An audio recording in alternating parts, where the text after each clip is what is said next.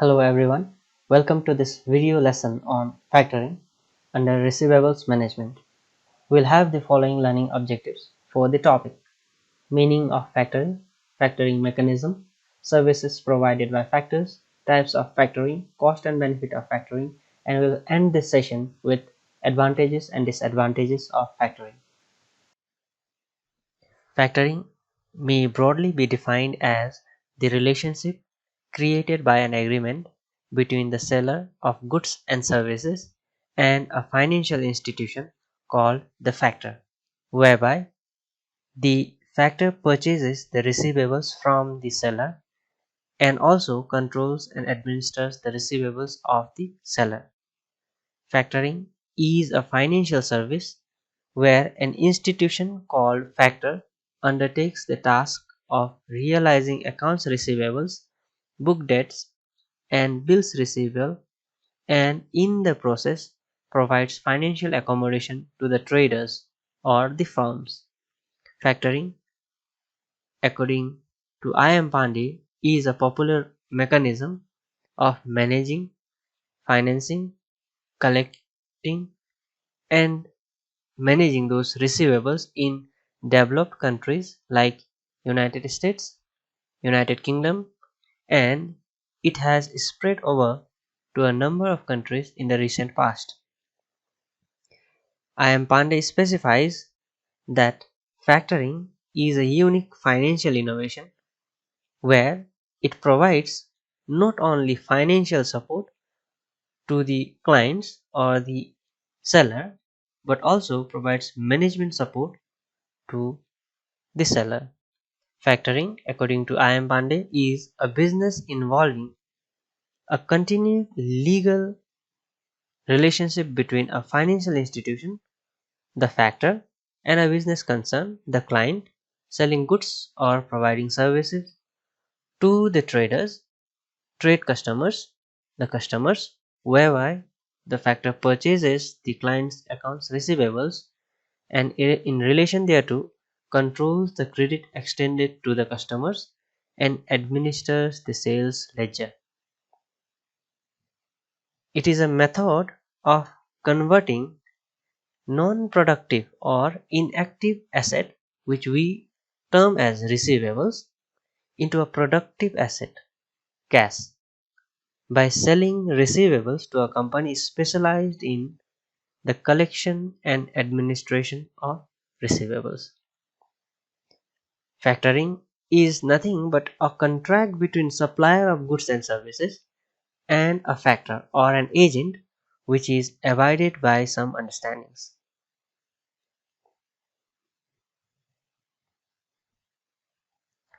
Factoring means an arrangement between a factor and his client which includes at least two of the following services to be provided by the factor.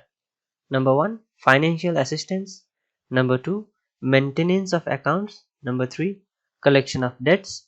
And finally, protection against credit risk. Let's move on to our second learning objectives, factoring mechanisms. Factoring mechanism or factoring procedure is very important for us. We have till now understood that factor helps for funding, credit recording or bookkeeping, and administering credit, and also collecting and monitoring of accounts receivable, and it is indirectly a kind of extension of your back office. Let's see how this mechanism works. In an ordinary business setup, we will have a customer and a firm selling goods and services. Customer or the buyer approaches the company or the firm or a client to avail credit facilities, and the seller or the firm or the business entity sells goods or services to the buyer or the customer by assessing their credit worthiness. The firm selling goods or services to its credit customer, will usually do credit evaluation and credit analysis to determine the credit worthiness of its credit customers.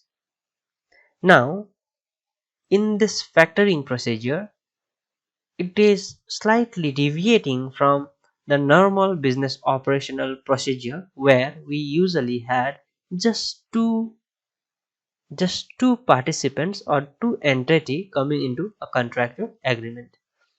In factoring procedure, we have a third party known as the factor or an agent who will be coming in between this seller and the buyer. In factoring, as in normal business practices, the customers or buyer will appraise the seller or the firm or the company whom we call client for credit services or goods on credit. So they may appraise for a credit facility. Now, upon the customer reaching the seller for availing credit, and as they place an order with the client for goods and services, the first transaction happens as indicated in the diagram. Secondly, the firm or the company or whom we call as an agent, as a client, will do the credit evaluation of the prospective customer through information scanning, and they will analyze and come to a decision where they either grant credit or they do not grant credit. If the firm who is selling goods or services finds the customer who has approached them for credit services creditworthy based on the credit analysis, then credit is granted. If and only if the credit is granted, then we come across the second second phase of the factoring, where the seller will send an invoice to the buyer and they will have the buyer sign on the dispatch book whereby confirming that the goods or services has been provided by the seller to the buyer. In first phase of our transaction, we saw customer availing credit facility from or appraising placing order from the seller to avail credit services. In the second phase, upon evaluation of credit and analysis of the credit file and credit worthiness of the buyer, the seller will grant credit facility to the buyer and they will also have the dispatch file signed by the buyer just to confirm that the service or the product has been delivered to the buyer. In the second phase, now after the service or goods has been delivered to the buyer, the client or the seller will give the invoice to the customer or the buyer and they will add a notification that the invoice is assigned to and must be paid to a third party known as an agent. Now we should understand that when the firm who is selling goods or services on credit is providing goods or services to the buyer, they will be providing it on certain credit term and also they might be having certain credit limit. Now when the credit term is, say suppose 30 days, the credit customer is supposed to pay back the total value of the invoice to the firm. Now in factoring, a third party or an agent termed as factor comes into limelight. The factor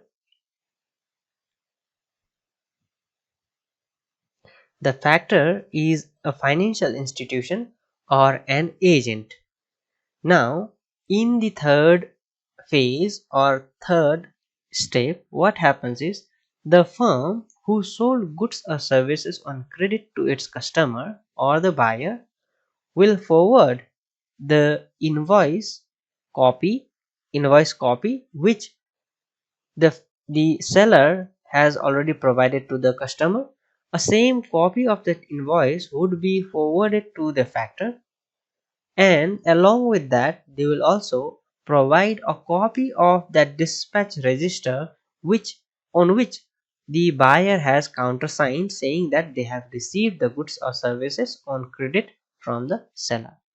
Now, as the firm or the company or the client selling goods or services on credit provides invoice copy to the factor immediately assesses it or checks it whether the credit assessment or credit worthiness assessment has been properly carried out or not. Now, upon finding the credit assessment done properly, the factor in the fourth stage provides a prepayment to the client or to the seller, and here the prepayment can be up to 80 to 90% of the invoice value. Now you might be confused hearing that the factor will provide 80 to 90% of the invoice value to the client. Actually, factoring is an agreement as we had discussed earlier. So the seller and the factor will have an agreement prior to the factor providing advance money to the seller. Therefore, in the fourth stage, as the factor provides prepayment to the client, it is understood that there is already an agreement signed between the seller or the company or the client and the agent known as factor. Now, when the factor provides advance to the seller, they usually provide it within 24 to 48 hours. So it is a very prompt payment whereby such advance payments to the company would help the company to fund their working capital requirement. In the last unit, financing of working capital, we will be discussing factoring. I'll be relating how factoring helps in funding the working capital requirement of a firm. Here, as we are understanding the mechanism, I would not be elaborating it in length. Now let's move on to what would happen in the next stage. In the fifth stage, now as the credit term or the period for which the credit has been extended by the supplier to the buyer expires or comes near the maturity date, the factor appraises or approaches the buyer stating that the due date to pay for the invoice which is due is nearing, and the factor will follow up in the fifth stage with the customer for realizing the payment which has been due to the seller who would have sold goods and services on credit. Now, in the sixth stage, as the customer abides by the credit term in the agreement signed between the seller and the buyer, the customer pays money to the factor on due date. That is how the book debt is collected by the factor. Moving ahead, in the seventh stage, what happens is the factor makes the balance payment in the invoice value to the client. Earlier, when we saw in the fourth stage, we saw that 80 to 90% of the invoice value is paid by the factor to the company who sold goods or services on credit.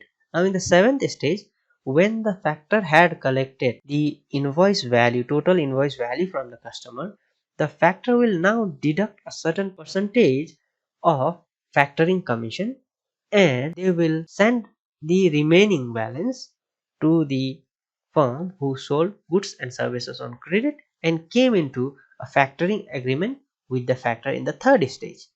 So, in the seventh stage, as the factor makes the balance payment of invoice value to the client, the factoring procedure or the factoring term ends.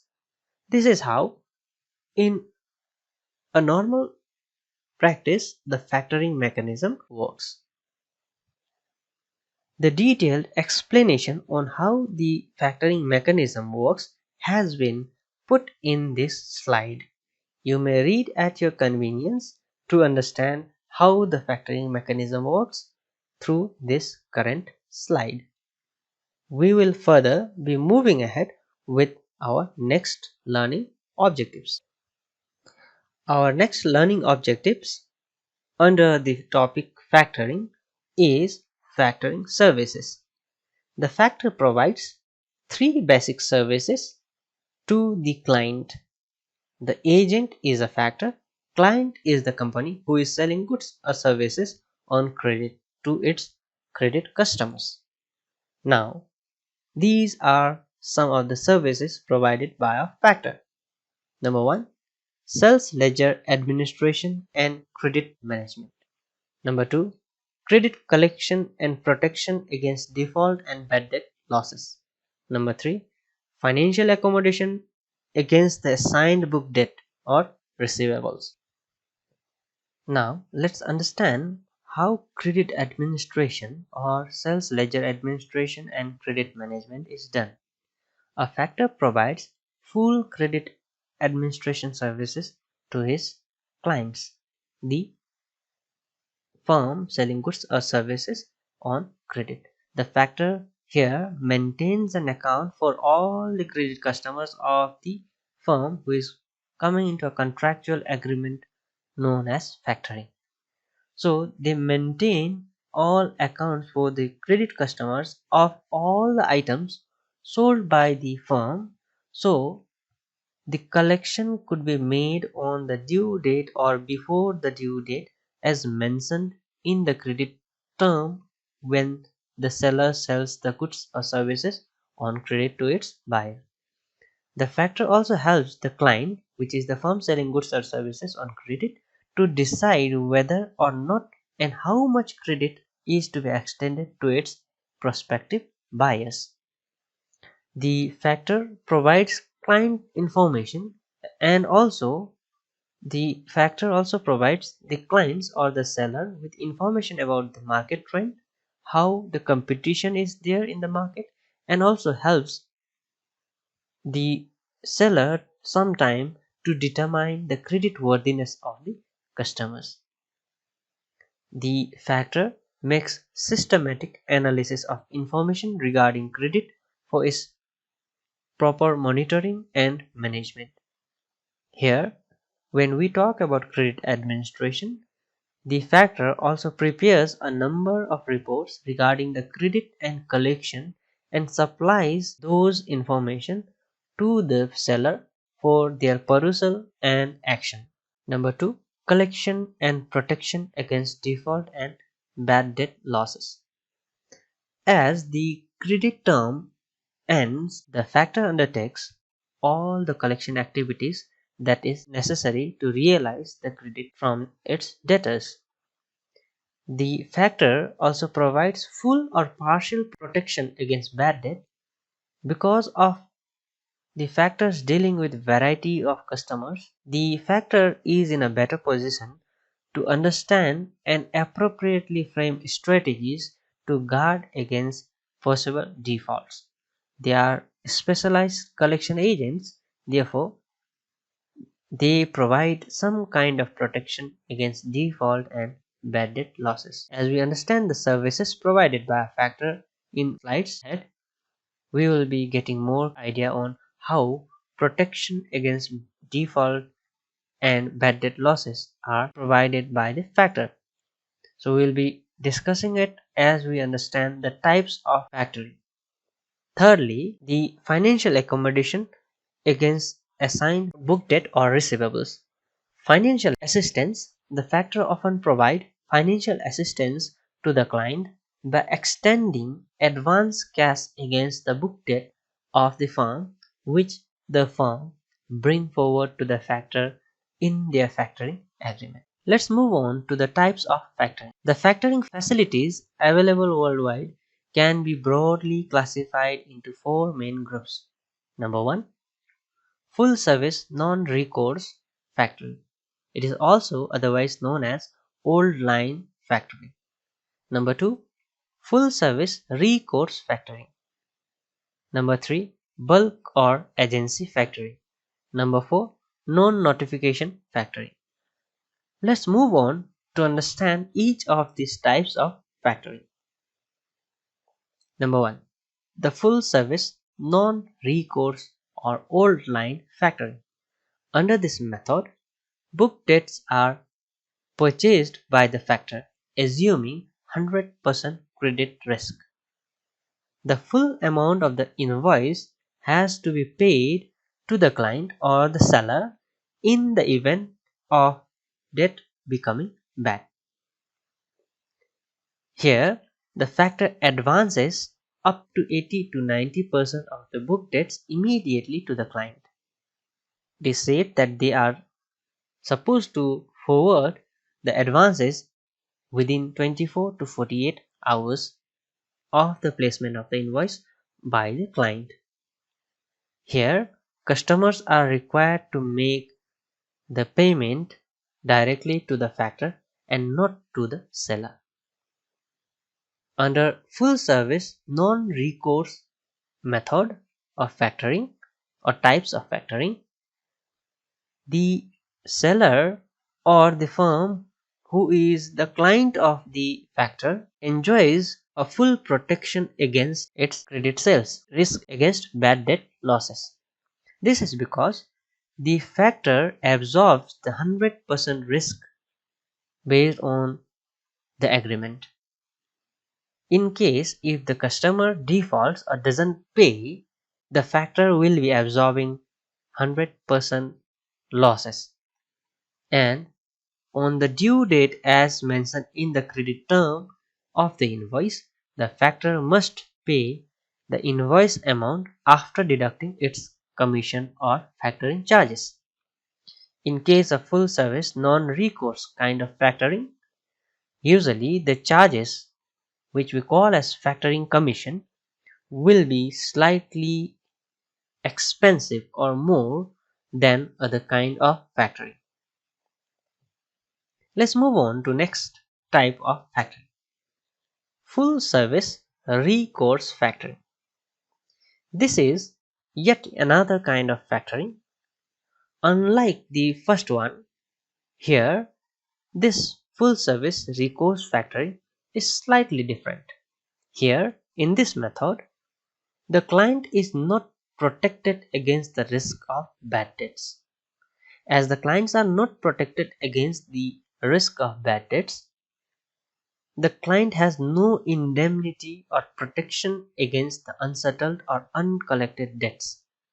Meaning, the factor, in case if they are unable to collect funds from the debtors of the client who sold goods and services on credit, the factor will advance or send that invoice back to the client stating that they were unable to collect those funds from that particular customer. Then, as they would have already advanced funds against book debt on which a customer subsequently defaults, the client will have to refund the money to the factor. Further, they also will have to pay the factoring commission to the factor. So here in full service recourse factoring, there is a kind of loop created where in case the buyer doesn't pay to the factor returns back the invoice which was sent earlier by the seller to the. So this is a kind of a loop created. First, the seller provides products to the buyer. Then he forwards the invoice to the factor to be collected by the factor from the buyer. If the buyer doesn't pay to the factor again forwards that same invoice asking back the advance money which they would have already provided from the seller, and they will say that they could not collect the invoice and they will forward that invoice to the seller, and the risk of non-payment has to be absorbed by the seller. We had been discussing full service non-recourse factoring and full service recourse factoring. These two types of factoring can further be classified as advanced factoring and maturity factoring. As we had discussed, factoring can be non-recourse, recourse, and there are two other types: agency or bulk factoring and non-notification factoring. This advanced factoring and maturity factoring are the classification of non-recourse and recourse factoring.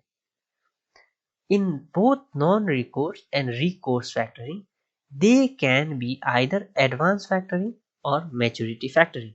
Advanced factoring means the factor advances cash against book debt due to the client immediately, whereas in case of maturity factoring, the factor will make the payment only on the maturity of the invoice which are placed to its customer. So, in case of maturity factoring, the factor will be providing the bill invoice amount to the seller only when the credit term period reflected in the invoice matures. Please read this second maturity factoring as B, number B, A and B. There is a kind of typo there. Let's move on to the next kind of type of factoring, bulk or agency factoring. Bulk or agency factoring is a method of financing book debt where the client continues to administer credit and operate sales ledger. Here, the factor finances the book debts against bulk either on a recourse or a non-recourse method. This sort of factoring became popular with the development of mini computers in the market, where marketing and credit management was not a big problem, but the firm usually needed temporary financial accommodation, and in such cases, the seller would be using some of the selective invoices, to come into a factoring agreement and administering its own credit sales and credit files. They would only be using few or selective invoices to come into factoring agreement for financial accommodation. So those companies which have good system of credit administration would be using this kind of bulk or agency factoring, and it is not always the small firms that would be requiring financial assistance. It is also the big firms who would be facing difficulties with its working capital requirement. Therefore, as they need finances, this form of factoring might be useful for such agencies who have their capacity and their ability to maintain its own credit books. Now, with the final type of factoring, non-notification factoring. Here, unlike the three different types which we have seen, all those three types had the customers informed about a third party coming in between the seller and the buyer, who would be administering the sales, collecting the receivables on behalf, or will be collecting the receivables of the seller, and they will be doing all those collection efforts. Whereas in case of non-notification factoring, customers are not informed. In other three types, customers were well informed prior to the invoice being collected from the customers. Here, when non-notification factoring is done, the customers are not informed about the factoring agreement between the seller and the factor. It involves the factor keeping the account ledger in the name of the company who is selling goods or services to which the client sells his book debts. It is through this company that the factor deals with the client's customer. So it is not like factor himself acting as a third party collecting the receivables. Here in non-notification factoring, the factor will presume the responsibility of the seller, and they will be collecting as if the company itself is collecting from the customers. The factor performs all his user functions without a disclosure to the customer. This ends the types of factoring. Let's move on to the cost and benefits of factoring. The cost and benefits of factoring. Let's first discuss what are the costs of factoring. Number one, factoring commission or service fees. As the client or the firm selling goods and services enters into a factoring agreement, they will have to pay factoring commission or service fees to the factor. This is a cost to the company who is selling goods or services on credit.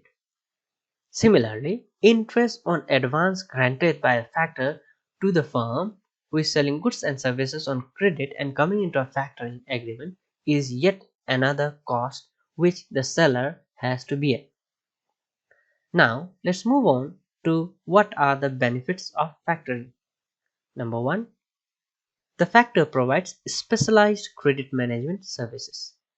Factors are usually specialized agents who are having good knowledge on collection and credit management. So they provide specialized credit management services. In number two, the factoring saves cost of credit administration. Credit administration is an expensive affair.